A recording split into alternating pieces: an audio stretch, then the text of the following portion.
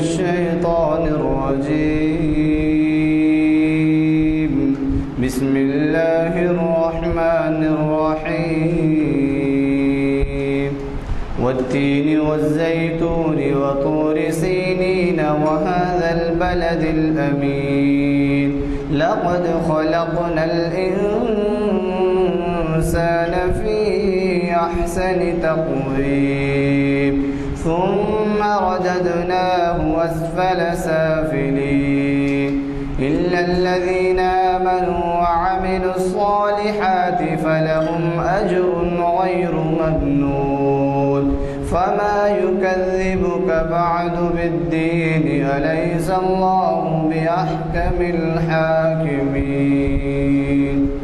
صدق اللہ العظیم. حضرات، جیسے کہ اعلان کیا جا چکا ہے، آج ہمارے درمیان جناب ڈاکٹر لقاء الحق صاحب موجود ہیں اور وہ جو ہے ہمیں مخاطب کر رہے ہیں. صدق خلیل بھی ہے عشق. یہ تعارف ان کا اس لیے ضروری نہیں ہے کہ اس سے پہلے بھی وہ آپ کو مخاطب کر چکے ہیں اقبال شہنازی کے محافل میں.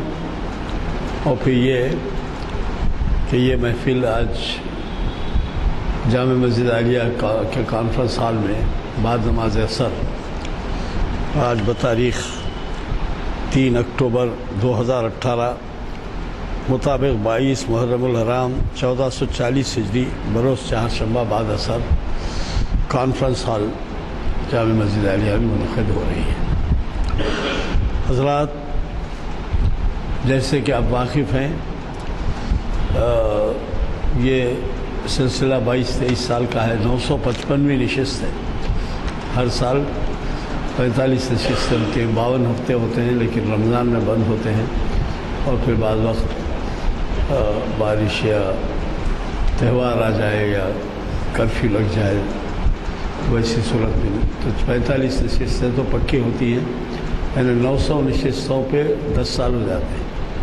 تو اب یہ اندازہ لگائیے کہ 955ویں نشست ہے.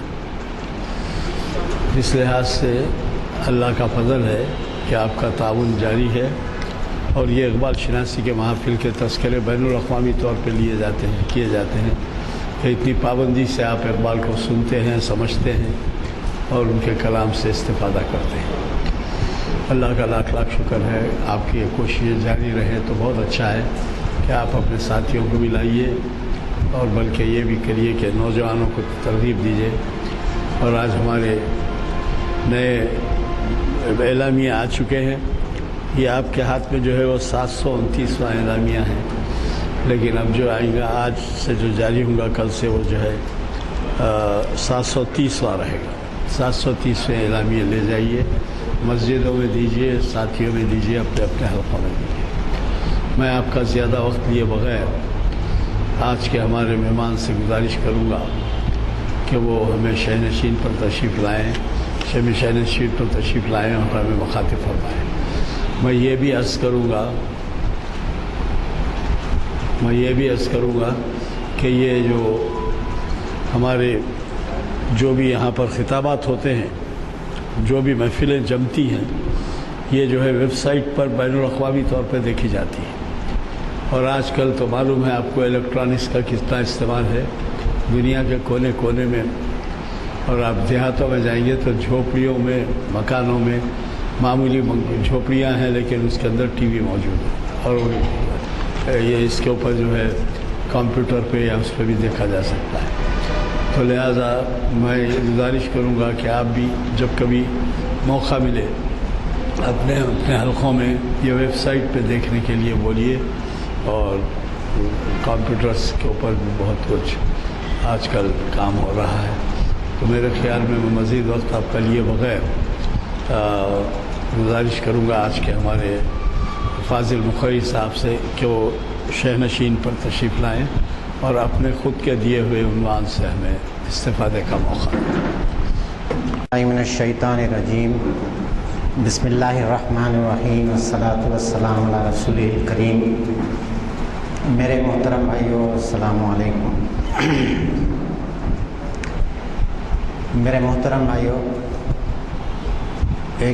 میں آج بڑی مسرت محسوس کر رہا ہوں۔ ایک تو حضرت ابراہیم خلیل کا ذکر اور اقبال ان کے تعلق سے کیا سمجھتے تھے، اور اقبال نے ان کی شخصیت کو اپنے کلام میں کس طریقے سے سجایا ہے اور کس طریقے سے ہم کو انسپریشنز دیتے ہیں، وہ اگر میں آپ کو کے ساتھ امپارٹ کرنے میں، آپ کے ساتھ اس کو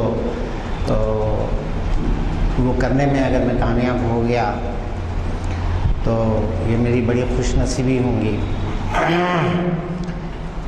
پہلے تھوڑا سا میں حضرت ابراہیم علیہ السلام کے تعلق سے بتاؤں گا۔ ہم لوگ آپ کی زندگی کے تقریباً پہلوؤں سے ہم لوگ واقف ہیں۔ قرآن مجید کے اندر جتنی جگہوں پہ بھی اللہ رب العالمین نے حضرت ابراہیم علیہ السلام کا ذکر کیا ہے، ان تمام چیزوں کو اتنی عمدگی سے اقبال اپنے کلام میں سمیٹے ہیں اور اس طریقے سے آپ کی شخصیت کو ہمارے سامنے پیش کیا ہے کہ آدمی بیان کرنے کے لیے اس کو الفاظ نہیں ملتے۔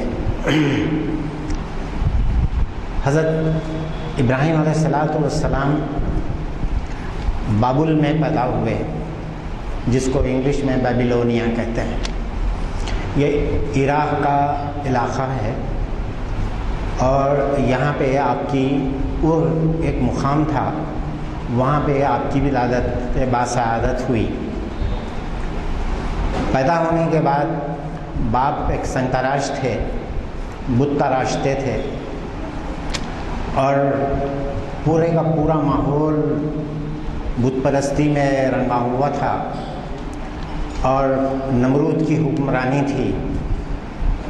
نمرود بادشاہ جو ہے اس کو زمانے میں جو ہے، اور یہ لوگ بت پرستی کے ساتھ ساتھ آگ کی پرستش بھی کرتے تھے، اور چاند، سورج اور تاروں کی بھی پرستش کرتے تھے۔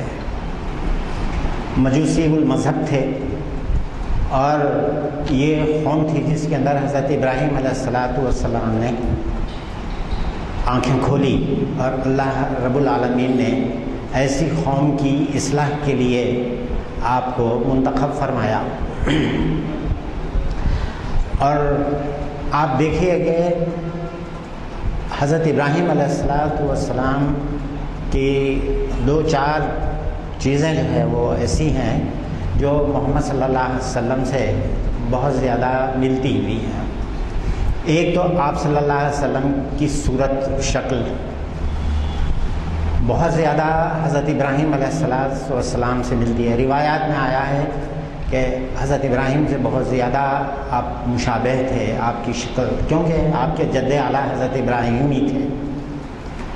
عربوں کو بھی آپ سے بڑا خاص لگاؤ تھا، کیونکہ حضرت اسماعیل ذبیح اللہ کی اولاد عرب ہونے کے ناطے ان کو یہ بات کا علم تھا کہ ہمارے جد اعلیٰ حضرت ابراہیم ہی ہیں، اور اس لیے رسول مقبول صلی اللہ علیہ وسلم اور قرآن کئی جگہ کفار قریش کو حضرت ابراہیم کی سنت کے اوپر چلنے کی، حضرت ابراہیم کے طریقے کے اوپر چلنے کی ہم کو جو ہے وہ ہدایت دیتا ہے۔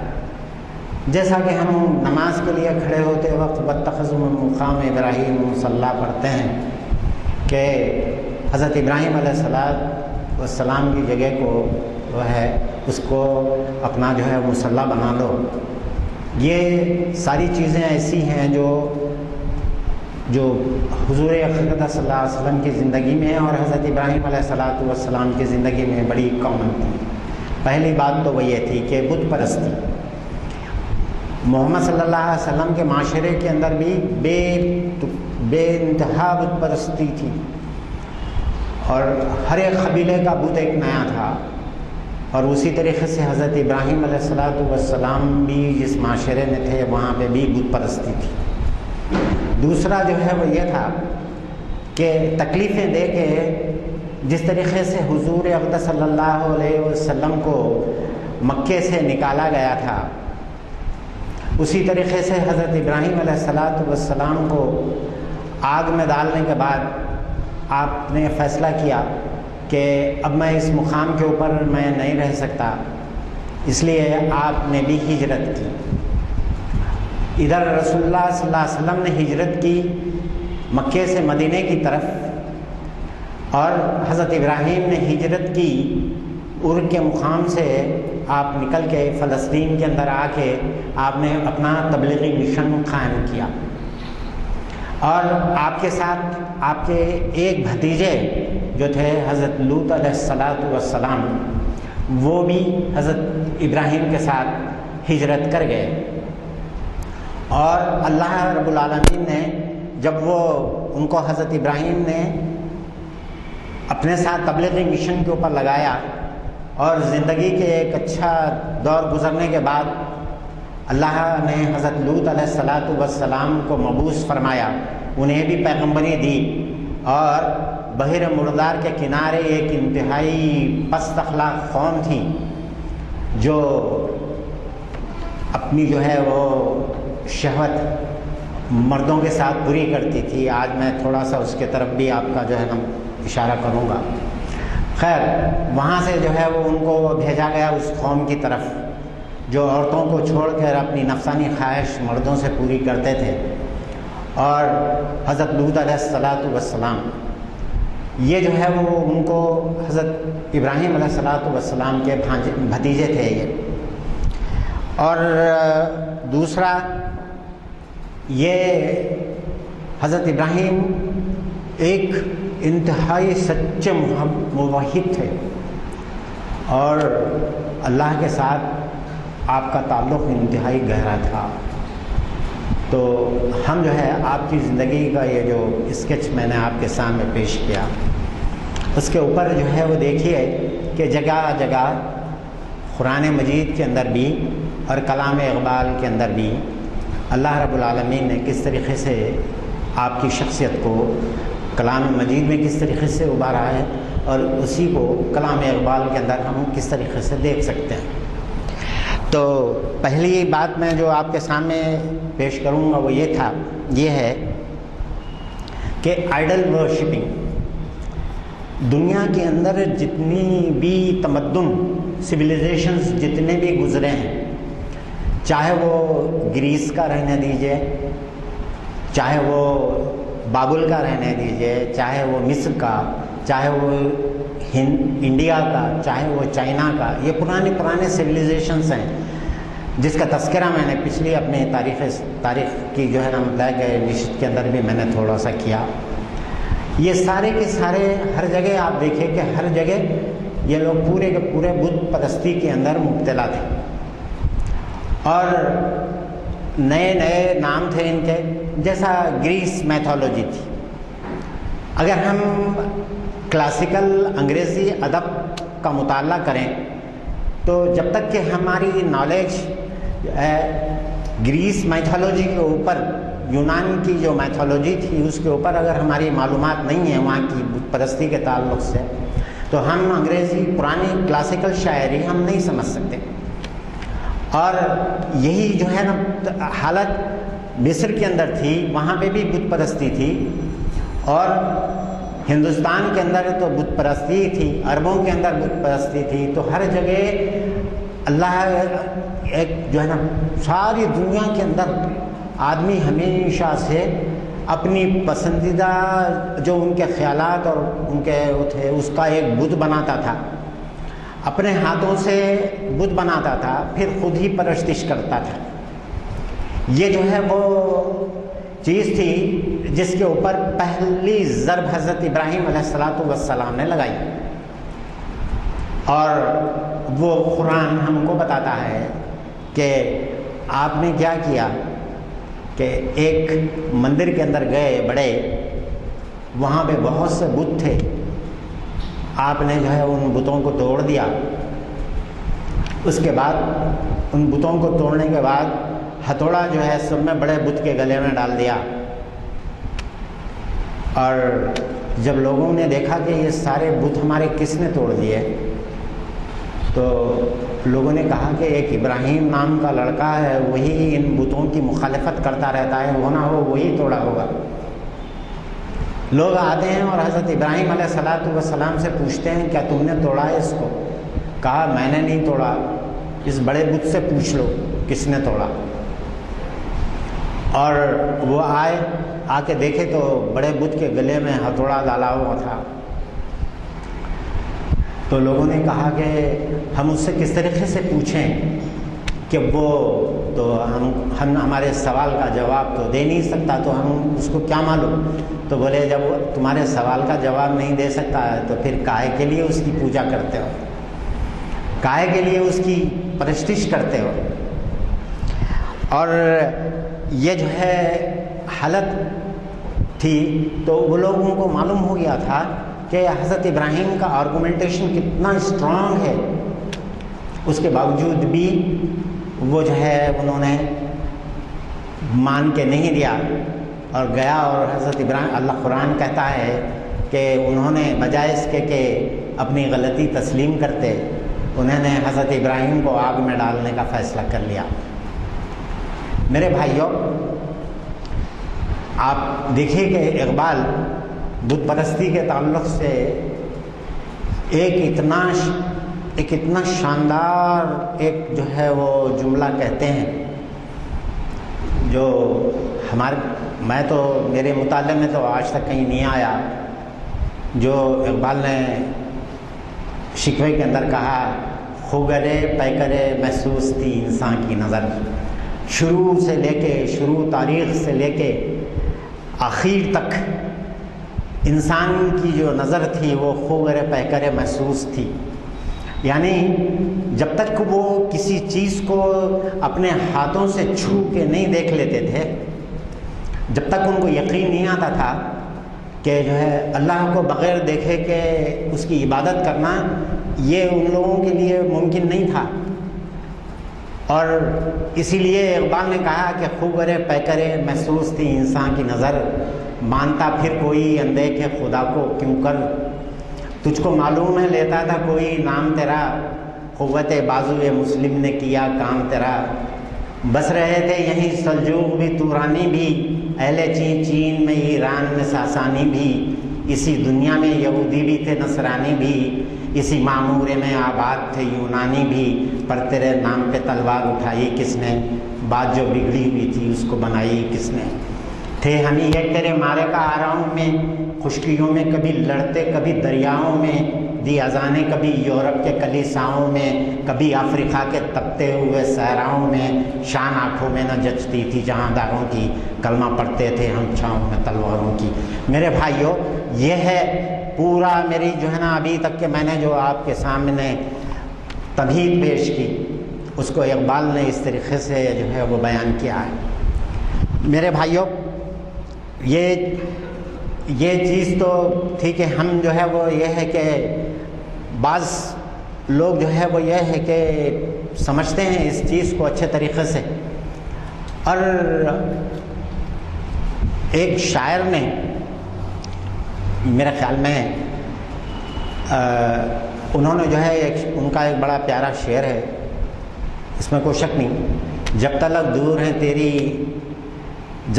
دور ہیں تیری عبادت کر لیں، ہم جسے چھو نہ سکے اس کو خدا کہتے ہیں۔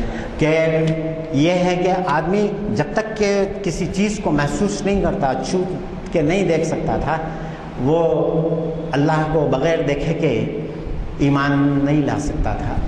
مگر میں آپ کو ایک بات بتاتا ہوں، وہ یہ ہے حضرت ابراہیم علیہ السلام کی زبان ہی کے اندر انہی کے طریقے کے اوپر آپ نے جو ہے وہ کہا کہ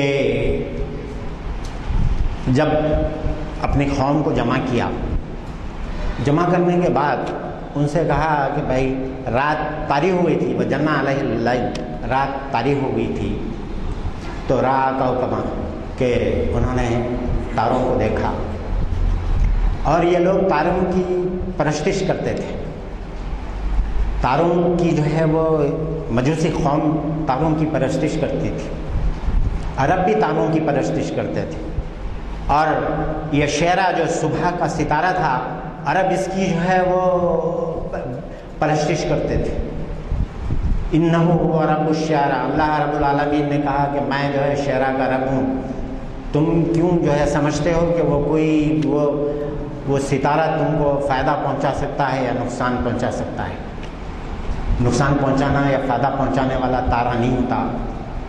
اقبال دیکھیے اپنے کلام کے اندر ایک جگہ فرماتے ہیں، ستارہ کیا میری تقدیر کی خبر دے گا، ستارہ کیا میری تقدیر کی خبر دے گا، وہ خود فراقی افلاک میں ہے خار و زبوں، کہ وہ خود جو ہے وہ یہ ہے۔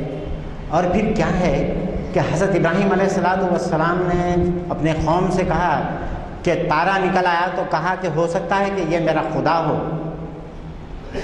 فلما افلا، جب وہ غروب ہو گیا تو ان سارے چیزوں کے اوپر آپ دیکھیں کہ اللہ تعالیٰ فرماتے ہیں کہ ان پہ زوال لازم ہے، یہ نکلتے ہیں، چمکتے ہیں، اور پھر صبح کا سورج ان کے لیے پیام موت ہوتا ہے اور یہ مر جاتے ہیں۔ اس موضوع کو اقبال نے ایک نظم کے اندر اتنے بیوٹیفل طریقے کے اوپر جو ہے وہ اجاگر کیا ہے کہ آپ دیکھ کے حیرت کریں گے۔ کہتے ہیں وہ چھوٹی سی نظم ہے، کہتے ہیں کہ ڈرتے ڈرتے دم سحر سے، کہ سحر ہونے والی تھی تو ستاروں کو خوف طاری ہو گیا، کیونکہ اب ان کی موت واقع ہونے والی ہے۔ ڈرتے ڈرتے دم سحر سے تارے کہنے لگے خمر سے، نظارے رہے وہی فلک پر، ہم تھک بھی گئے چمک چمک کر، کام اپنا ہے صبح شام چلنا، چلنا چلنا مدام چلنا۔ کہ ایک جگہ جو ہے نا مطلب وہ تارے کیوں یہاں پہ اقبال ان کو ڈرتے ڈرتے دم سحر سے کیوں کہا کہ ان کی موت جو ہے واقع ہو جاتی تھی۔ اسی طریقے سے حضرت ابراہیم علیہ السلام نے اپنی قوم سے کہا کہ اے تارو دیکھو، جمع کر سارے لوگوں سے کہا کہ دیکھو یہ تارے ابھی جو ہے وہ ڈوب جاتے ہیں۔ فلما افلا، اس کے بعد چاند نکل آتا ہے۔ کہتے ہیں کہ ہو سکتا ہے یہ میرا خدا ہو، یہ ذرا بڑا ہے۔ پھر اس کے بعد وہ بھی ڈوب جاتا ہے۔ پھر اس کے بعد بڑی آب و تاب کے ساتھ سورج نکل آتا ہے۔ اقبال کہتے ہیں جب حضرت ابراہیم کہتے ہیں کہ یہ میرا خدا ہو سکتا ہے یہ بڑی آب و تاب والا ہے، مگر وہ بھی ڈوب جاتا ہے، تو وہ بھی جو ہے کہتے ہیں کہ پھر وہ میرا خدا نہیں ہو سکتا۔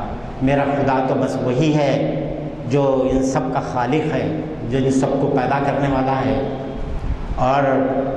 اور اس کو جو ہے وہ آپ اگر غور سے دیکھیں ان ساری چیزوں کو، تو ہمارے کو قرآن مجید جو ہم کو اللہ تک پہنچاتا ہے، وہ بہت سے راستوں میں سے ایک راستہ وہ یہ ہے جو قرآن کہتا ہے کہ ان فی خلق السماوات والارض واختلاف اللیل والنہار لآیات لأولی الالباب الذین یذکرون اللہ قیاما وقعودا وعلی جنوبہم ویتفکرون فی خلق السماوات والارض ربنا ما خلقت ھذا باطلا سبحانک فقنا عذاب النار۔ کہ آپ اللہ کریں اللہ میاں کہ اے لوگوں رات اور دن کے آنے پہ کے اوپر غور کرو، آسمان و زمین کی تخلیق کے اندر غور کرو، اور ان ساری چیزوں کو دیکھو اور کہو کہ ربنا ما خلقت ھذا باطلا، اے اللہ تو ان ساری چیزوں کو بس یوں ہی پیدا نہیں کیا، تو جو ہے بہت بڑا خالق ہے تو، اور تیری اس تخلیق کو دیکھ کے ایک انسان اچھے طریقے سے تیرے تک پہنچ سکتا ہے، تیرے کو پہچان سکتا ہے۔ دیکھیے آپ ایک جگہ اقبال جو ہے ایک چھوٹی سی نظم میں اقبال اس کو جو کچھ میں نے آپ کے سامنے کہا ہے ابھی قرآن کی جو آیات میں نے آپ کے سامنے تلاوت کی ہیں، اس کو اقبال کس طریقے سے سمیٹتے ہیں، یہ جو ہے وہ یہ ہے، یہ حقیقت ہے یا میری چشم غلط بین کا فساد، یہ زمین، یہ دشت، یہ کوہسار، یہ چرخ کبوت، کوئی کہتا ہے کہ ہے، کوئی کہتا ہے کہ نہیں ہے، کیا خبر ہے یا نہیں ہے تیری دنیا کا وجود۔ یہ کہنے کے بعد اقبال ایک اتنی پیاری بات کہتے ہیں کہ ہمارے کو جو ہے نا مطلب کہ وہ آنکھیں کھل جاتی ہیں۔ بڑے بڑے فلاسفرز کیا جو ہے نا ایسی بات جو ہے کہہ سکیں گے۔ اس کے بعد کہتے ہیں کہ یہ دنیا کے اندر ہمیشہ ایسا ہوا ہے کہ ہمارے جتنے بھی صوفیاء اکرام اور بڑے بڑے ہمارے فلسفی جو گزرے ہیں، وہ لوگ بولتے ہیں کہ دنیا کی حقیقت کو کوئی نہیں سمجھ سکتا۔ سمجھا؟ جتنی بھی جو ہے چیزیں ہیں دنیا کی جو حقیقت ہے اس کو کوئی سمجھ نہیں سکتا، کیونکہ بعض چیزیں جو ہم کو نظر آتی ہیں دراصل وہ ہے نہیں ویسی۔ ایک چھوٹی سی مثال میں ہمیشہ دیتا ہوں، وہ جو ہے آپ کو دوں گا، وہ یہ ہے کہ جیسا ایک پنکھا ہے گھوم رہا، جب تک وہ اس کی اسپیڈ جو ہے ذرا کم رہتی ہے یا خالی ٹھہرا ہوا رہتا ہے تو آپ کو 4 پنکھڑیاں نظر آتی ہیں، مگر اس کو آپ اس کی اسپیڈ کو بہت زیادہ بڑھا دیجئے تو آپ کو ایک رکابی کی طرح لگے گا، اور آپ کی آنکھوں کو اللہ تعالیٰ نے وہ قوت عطا نہیں کی ہے جو اس اسپیڈ سے آگے جا کے آپ اس کو دیکھ سکیں۔ اس لیے ہمارے جتنے بھی فلاسفر، بہت سے فلاسفر کہتے ہیں کہ فلسفہ لا ادریہ، اس دنیا کی حقیقت کو کوئی نہیں سمجھا۔ سبزہ و گل کہاں سے آئے؟ غالب کہتا ہے سبزہ و گل کہاں سے آئے، ابر کیا چیز ہے، ہوا کیا ہے، جبکہ تجھ بھی نہیں کوئی موجود، پھر یہ ہنگامہ ہے خدا کیا ہے۔ میرے بھائیوں، یہ جو ہے یہ مضمون ہمارے فلاسفرز کے پاس، ہمارے اس کے پاس بڑا جو ہے نا یہ تھا، مگر یہاں دیکھیے آپ، اقبال ایک ایسی نرالی جو ہے وہ بات کہتے ہیں۔ اللہ دراصل میرے بھائیوں اس ساری کائنات کو بنانے کے بعد اس کی مثال اقبال ایک ایسا دیتے ہیں کہ جیسا جو ہے آپ ایک باریک سا پردہ پڑا ہوا ہے، یہاں پہ جیسا پردہ پڑا ہے، ایک مہین پردہ پڑا ہوا ہے، اور اس کے پیچھے ایک 2000 پاور کا واٹ کا بلب لگا ہوا ہے۔ پردے کے پیچھے سے وہ بلب کی روشنی، وہ بلب پورے طریقے سے نظر تو نہیں آ رہا، مگر احساس ہو رہا ہے کہ وہ بلب موجود ہے وہاں، روشنی کا احساس ہو رہا ہے کہ کوئی چیز موجود ہے وہاں پہ۔ اس کو جو ہے اقبال یہاں پہ پیش کرتے ہیں، کہتے ہیں کہ دل اگر میں داشت اسد بے پناہی چمن، کہ اگر تیرے پاس دل ہے تو اس جو ہے معمورے کی، اس دنیا کی اسد بے پناہ ہے۔ اس کے بعد کہتے ہیں کہ رنگ میں بیرون نشست از بس کے مینا تنگ بود، کہ آپ دیکھیے کہ جیسا ایک سراہی کے اندر شراب رکھ دی گئی ہے اور ٹیبل پہ رکھ دی گئی ہے، اور روشنی پڑتے ہی اس شراب کا جو ہے نا کہ وہ کا رنگ باہر جو ہے پھیل جاتا ہے۔ وہی حال ہے اللہ رب العالمین کا کہ وہ نظروں سے چھپ تو گیا ہے، مگر نظر دیدہ بینا رکھنے والوں کو نظر پورے طریقے سے آ رہا ہے۔ اس لیے جو ہے وہ سادی شیرازی ایک جگہ کہتے ہیں کہ در گلستان سبز در نظر ہوشیار، ہر گلستان سبز در نظر ہوشیار، ہر ورق دفتری معرفت کردگار، کہ ہر درخت کا ایک ایک پتا اللہ رب العالمین کی معرفت کا خزانہ بلکہ دفتر ہے۔ ایک ایک پتا جو ہے وہ اللہ رب العالمین کی تخلیق کا ایک نمونہ ہے، ایک شاہکار ہے۔ آپ جا کے جو ہے وہ بایولوجی کی کتابوں کو دیکھیے، صرف پتوں کے اوپر جو ہے نا ایک ایک بڑے بڑے والیومز لکھے ہوئے ہیں کہ ان کی ساخت کیا ہے، ان کی بایولوجی کیسی ہے، یہ پودے کے لیے کھانا غذا کس طریقے سے تیار کرتے ہیں، اور یہی پتے جو ہے وہ آسموسس یا جو ہے نا کلوروفل کس طریقے سے سورج کی روشنی کو پودے کے لیے آپ غذا میں تبدیل کرتا ہے. آپ دیکھیے کہ اسی لیے جو ہے اقبال کہتے ہیں کہ دل اگر میں داشت، اگر تیرے پاس دل ہے تو وسعت اس جو ہے نا چمن کی وسعت بے بہا ہے. رنگ میں بیرون نشست از بس کے مینا تنگ بود، کہ اس کی جو ہے اگر شراب اس شیشے کے اندر سے باہر جو ہے وہ نظر آنا شروع ہو جاتی ہے، اگرچہ کہ اس کا رنگ جو ہے وہ باہر پڑنا شروع ہو جاتا ہے. وہی مثال ہے جو میں نے آپ کو دیا. ایک مہین سا پردہ ہے، اس کے پیچھے بہت بڑا بلب جل رہا ہے، ہم کو نظر آ رہا ہے کہ پیچھے روشنی ہے، اور اللہ کی ذات ان ساری کائنات کو بنانے کے بعد ویسی ہی پوشیدہ ہو گئی اور ہم کو نظر آ رہی ہے. تو میرے بھائیوں، یہ تو ایک جو ہے نا مطلب کہ وہ تھا. حضرت ابراہیم علیہ السلام کو انہوں نے جو ہے وہ اتنی ساری بہترین آپ نے جو لاجیکل باتیں کہیں اس کے باوجود بھی آگ میں ڈال دیا، اور اللہ رب العالمین نے آپ کو بچا لیا. یا نار کنی بردم و سلام علی ابراہیم، کہ اے آگ ابراہیم کے اوپر ٹھنڈی ہو جا. میرے بھائیوں، یہاں پہ ایک چیز جو وہ خاص ہے، جو اقبال بڑے بہترین طریقے سے ہم کو سمجھانے کی کوشش کرتے ہیں، وہ یہ ہے کہ اشیاء کے اندر جو کچھ بھی خواص ہیں، وہ خواص اللہ رب العالمین کے پیدا کردہ ہیں، اور اللہ اس کا خالق ہے. اس چیز کا بھی خالق ہے اور اس چیز کے جو خواص ہیں اس کا بھی خالق ہے پروردگار. اور پروردگار چاہتا ہے تو اس خواص کو بدل بھی دے سکتا ہے.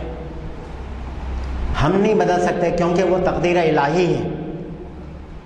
تقدیر کے پابند جمادات و نباتات، مومن فقط احکام الہی کا ہے پابند. کیونکہ یہ تو جو ہے آگ میں آپ ہاتھ ڈالیں گے آپ جل جائے گا آپ کا ہاتھ، یہ تقدیر الہی ہے، اس کو کوئی نہیں جو ہے نا یہ کر سکتا. مگر آپ وہی چیز دیکھ لیجئے کہ دوزخ کی آگ آپ کو جلا کے خاکستر نہیں کرے گی. اس لیے اقبال کہتے ہیں کہ دوزخ خودی کی سوخت کا نام نہیں ہے. میرے بھائیوں، یہ کوئی فلسفیانہ مسائل نہیں ہے، بلکہ یہ ایک سیدھی سادھی باتیں ہیں جو ایک عام آدمی کی سمجھ میں آ سکتی ہے کہ کیونکہ خالق وہ ہے، اور اشیاء کے اندر جو خواص اس نے رکھی ہیں ان خواص کو بدل دینا یا ان خواص کو تبدیل کر دینا یہ اس کے ہاتھ میں ہے. اس سے جو ہے اس کو انہیں مجبور نہیں ہے. تقدیر کے پابند ہماری تقدیر تو بنایا ہے وہ یہ ہے، مگر رسول اللہ مقبول صلی اللہ علیہ وسلم کہتے ہیں کہ انسان کی تقدیر کو سوائے دعا کے کوئی چیز بھی نہیں بدل سکتی. اللہ رب العالمین مجبور نہیں ہے، ہم مجبور ہیں. اور ہماری جو ہے وہ یہ ہے کہ تم دعا مانگو، اور اسی واسطے جو ہے اقبال کہتے ہیں کہ نگاہ مرد مومن سے بدل جاتی ہیں تقدیریں. جو ہے یہ تقدیر تو جو ہے وہ ان لوگوں کے لیے ہے جو اللہ رب العالمین سے مانگنا جانتے نہیں ہیں، اور جو لوگ اللہ رب العالمین سے مانگنا جانتے ہیں وہ اپنی تقدیر کو جو ہے وہ بدل دیتے ہیں. اور اس لیے آپ جو ہے وہ دیکھیے کہ حضرت ابراہیم علیہ السلام کو آگ جو ہے وہ جلا نہیں سکی، اور آپ جو ہے دوسری چیز وہ یہ ہے کہ جب آپ کو جلانے کے لیے آگ جمع کی جا رہی تھی، آپ کو ڈالا جا رہا تھا، یہ بعض روایات میں آیا ہے کہ یہ کئی دن تک یہ پروسیس چلتا رہا، اس لیے کہ حضرت ابراہیم کو ڈرانا چاہتے تھے کہ یہ ڈر کے جو ہے وہ توبہ کر لیں اور بت پرستی کی طرف واپس آ جائیں. مگر وہاں کہاں جو ہے نا ان کو اس بات کی پرواہ تھی کہ جو ہے وہ مجھے ڈالا جاتا ہے کہ نہیں ڈالا جاتا ہے. اور اللہ رب العالمین نے اپنے جتنے بھی پیغمبر گزرے ہیں ان سب سے کہا کہ ایک جگہ اقبال کہتے ہیں کہ آج بھی ہم جو ہے وہ دیکھیں تو ہر طرف سے بانگ لاطف کی آواز آتی ہے. بھائی یہ جو ہے وہ اتنا اقبال کے کلام میں اتنا زیادہ جو ہے ان ساری چیزوں کا تذکرہ ہے، اور میں آپ سے التماس کرتا ہوں کہ آپ اقبال کا کلام خریدیے، اردو کا، اردو تھوڑی پڑھیے اور ان کتابوں کو پڑھیے، قرآن پڑھیے. اور اقبال اور قرآن آپ پڑھیں گے تو آپ کا ایمان تازہ ہو جائے گا اور آپ ایک مرد مجاہد کی زندگی آپ گزار سکیں گے. میں جو ہے وہ یہ چیز ہے کہ آپ کو قرآن کو نچوڑ کے رکھ دیا اقبال نے اپنے کلام کے اندر. تو آپ کہتے ہیں کہ آج بھی جو ابراہیم عہد نو برق ہے، آتش زن ہر خرمن ہے، یمن اس سے کوئی صحرا نہ کوئی گلشن ہے، اس نئی آگ کا خواہ میں کہن دن ہے تھا ابراہیم.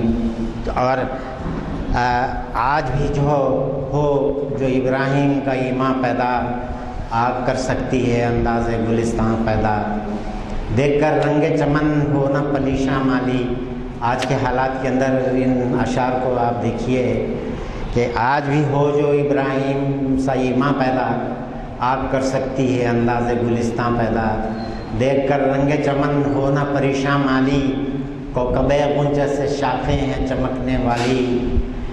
اور یہ رنگ گردوں کا ذرا دیکھ تو نابی ہے، یہ نکلتے ہوئے سورج کی افق تابی ہے. میرے بھائیوں، یہ جو ہے وہ جگہ جگہ اقبال نے ہم کو امید بھی دلائی، اور اپنے اتنے جن کو ابتلا سے گزرنا پڑا،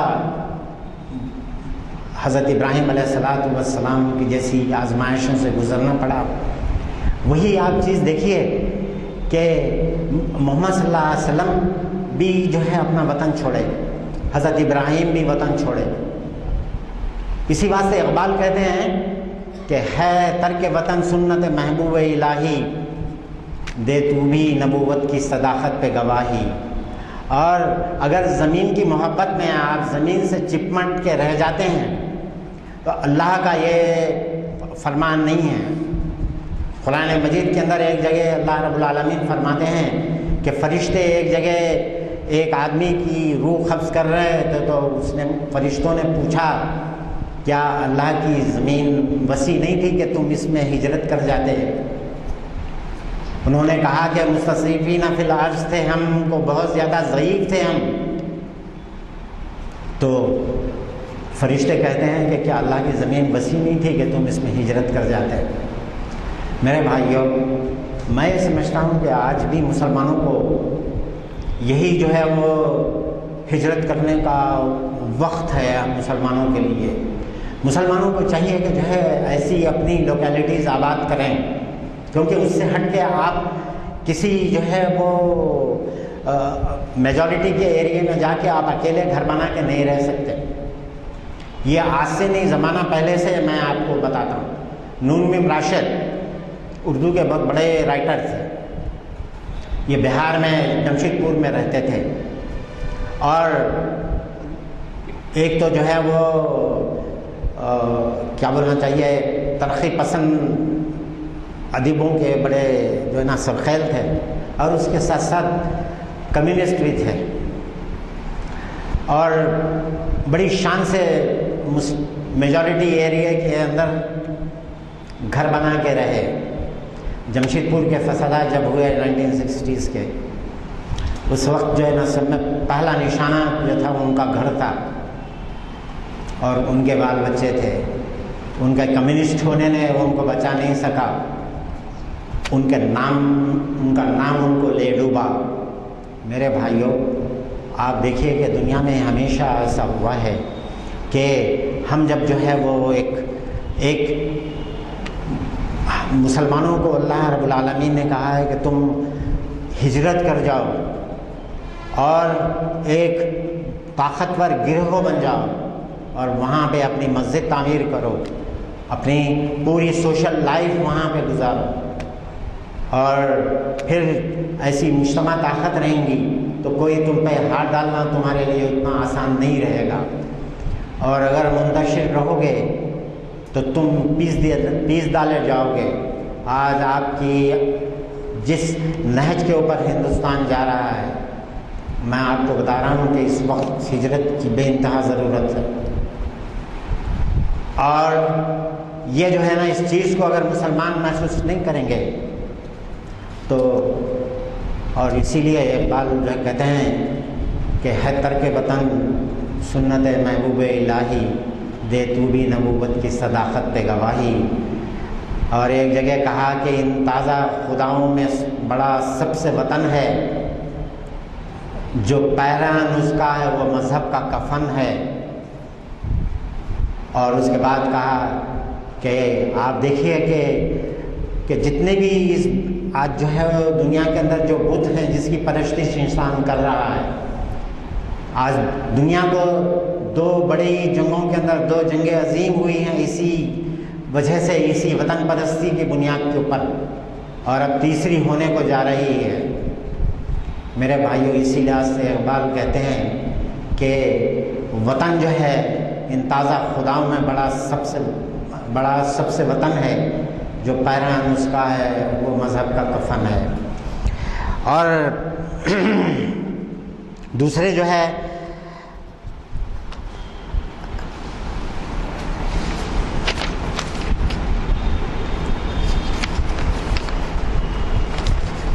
حضرت ابراہیم علیہ السلام کی زندگی کا اور ایک بہترین جو ہے نا بہت بڑا واقعہ، وہ آپ کو اللہ رب العالمین نے بہت مرتبہ آزمایا۔ پہلے تو آپ وہاں سے نکلے بابل سے، اور جب فلسطین آئے تو آپ کی شادی جو ہے حضرت ہاجرہ سے ہوئی، اور جب اولاد پیدا ہوئی اللہ رب العالمین نے کہا کہ اے ابراہیم لے جاؤ ان کو، اور لے جا کے اس لخ و دخش صحرا میں چھوڑ دو، بے آب و گیا وادی کے اندر، جہاں نہ پانی تھا، نہ کھانا تھا، نہ کوئی چیز تھی۔ حضرت ابراہیم علیہ السلام کو اللہ آزمانا چاہتا تھا، اور وہ لے گئے، لے جا کے اللہ رب العالمین نے جہاں چھوڑنے کے لیے کہا تھا چھوڑ دیے۔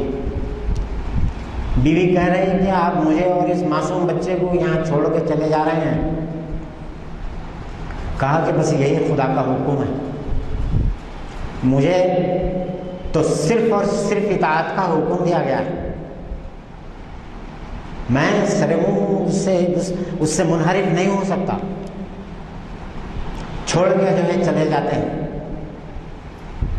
اور اللہ سبحانہ تعالیٰ آپ دیکھیے کہ جب وہ شوہر چلے جانے کے بعد بے انتہا پریشان ہو جاتی ہے، اس پہاڑی سے اس پہاڑی کی طرف دوڑنا شروع کر دیتی ہے، صفا و مروہ۔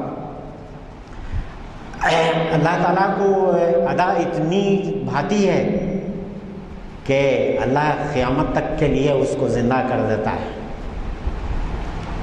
اور آج ہمارا حج ہی پورا نہیں ہوتا جب ہم صفا و مروہ کے بیچ میں جو ہے وہ صحیح نہ کریں۔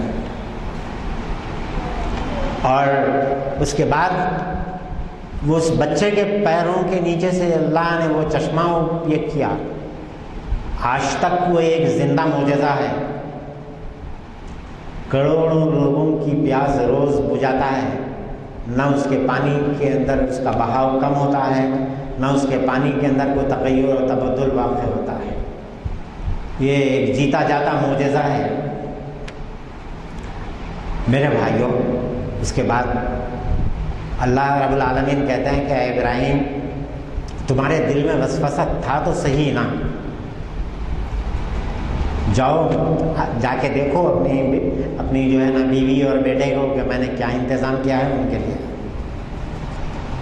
جب حضرت ابراہیم واپس آتے ہیں تو دیکھتے ہیں کہ وہاں تو ایک میلہ لگا ہوا ہے،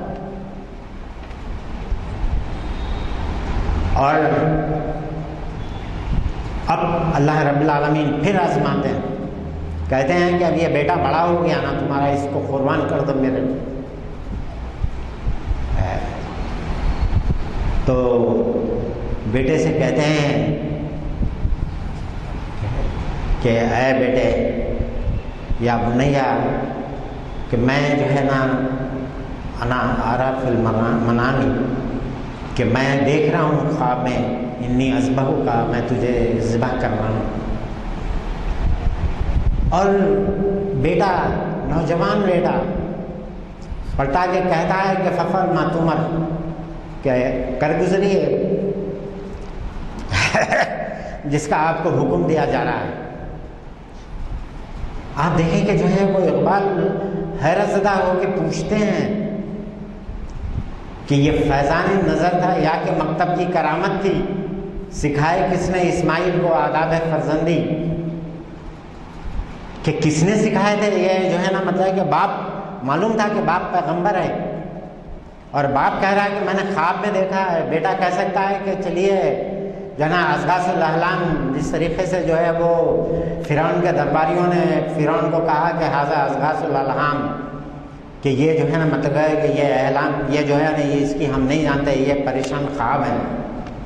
بیٹا بھی ایسی کہہ سکتا تھا، مگر بیٹا نہیں کہا۔ بیٹے کو معلوم تھا کہ باپ پیغمبر ہے، اور باپ کی جو ہے وہ کا خواب جو ہے وہ بمثل وہی ہے۔ میرے بھائیوں، بیٹا ذبح ہونے کے تیار ہو جاتا ہے، باپ بیٹے مل کے اللہ کی اطاعت کرتے ہیں پوری طریقے سے، اور سارا واقعہ تو آپ کو معلوم ہے۔ ابھی بقرعید کی عید میں ہم حضرت ابراہیم کی یاد منا چکے ہیں۔ میرے بھائیوں، اس واقعے کے اندر ایک چیز بڑی خاص ہے، وہ یہ ہے کہ اقبال نے یہاں سوال کیا، سکھائے کس نے اسماعیل کو آداب فرزندی؟ تو میں آپ سے کہتا ہوں کہ ان کو جو ہے اسماعیل کو ان کی ماں نے یہ سب سکھایا، اور ماں نے یہ تعلیم دی، اور باپ تو تھے نہیں، باپ تو پیدا ہونے کے بعد چھوڑ کے چلے گئے تھے، جوان ہونے کے بعد واپس آئے اور دیکھا۔ تو میرے بھائیوں، یہ تربیت کس نے کی؟ ماں نے کی، اور ہر بچے کی تربیت اس کی ماں ہی کرتی ہے۔ عورت کا بہت بڑا مقام ہے اسلام کے اندر، اور بہت بڑا تصدق ہے، اس تصدق کو عورت آج غارت کر دے رہی ہے۔ اور ہندوستان کے اندر تو اس وقت اتنی جو ہے بے حیائی اور فحاشی پھیلنے والی ہے، اور جس طریقے سے جو ہے آپ دیکھ رہے ہیں کہ جو چیزیں ہندو معاشرے کے اندر اور یہ سارے معاشرے کے اندر صدیوں سے بری تصور کی جا رہی تھی، آج وہ ساری کی ساری ان لوگوں نے جائز قرار دے دی ہیں۔ چاہے وہ اقلام بازی ہو، چاہے وہ جو ہے نا اڈلٹری ہو، کہ چاہے کچھ ہو، ایک عورت کی آپ چیسٹی، اس کا تصدق، اس کا سب اس کو کہہ رہے ہیں کہ جا آشنائی کر، اور جس طریقے سے یہ جرم نہیں ہے آشنائی کرنا شوہر رکھتے ہوئے۔ قرآن کہتا ہے کہ الزانیۃ والزانی فاجلدوا کل واحد منہما مئۃ جلدہ، کہ اے لوگوں، زانی عورت اور زانی مرد دونوں کو 100 کوڑے لگاؤ، اور اگر یہ شادی شدہ ہیں تو ان کو سنسار کر دو۔ اور اقلام بازی کے تعلق سے اللہ رب العالمین، ہماری پرانی شریعت، ہماری اسلامی شریعت یہ کہتی ہے کہ ان کو سنسار کر دو۔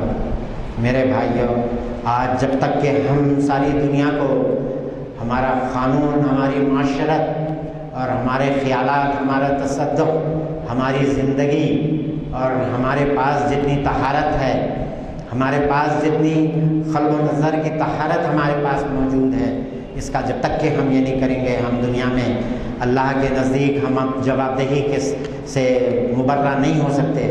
میرے بھائیوں، یہ بہت بڑی ذمہ داری امت مسلمہ کے اوپر عائد ہے، اور اس سے عہدہ برا ہونا ہمارا بہت بڑا فرائض منصبی میں ہمارے ہے۔ اللہ سے میری دعا ہے کہ اے اللہ تو ہم کو جو ہے اس کام کو کرنے کی توفیق عطا فرما۔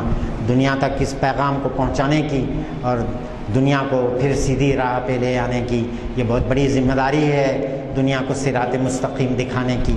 اے اللہ اس ذمہ داری سے ہم کو وعدہ برا ہونے کی توفیق عطا فرما۔ وآخر دعوانا الحمدللہ رب العالمین۔ بہت بہت شکریہ، میں تھوڑا سا وقت زیادہ لے لیا۔